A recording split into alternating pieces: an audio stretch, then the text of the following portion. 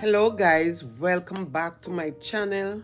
If you are new, welcome, and for my subscriber, welcome. Happy holidays to you guys. The Christmas is around and I know everybody's out there trying to see what they can buy for the family.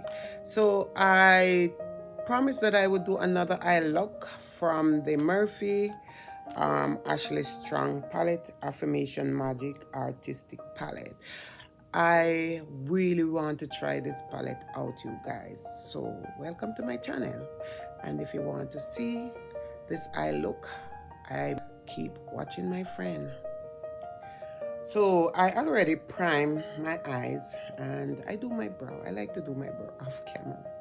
So I'm gonna go back into this palette, you guys, today, and I'm gonna play around. So if you have a palette, take it out.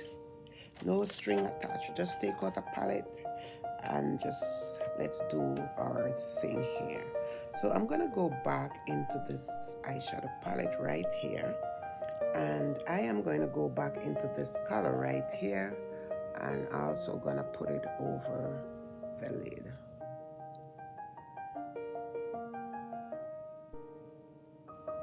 You don't have to be a makeup artist, guys, to play into a palette. Just play in the palette.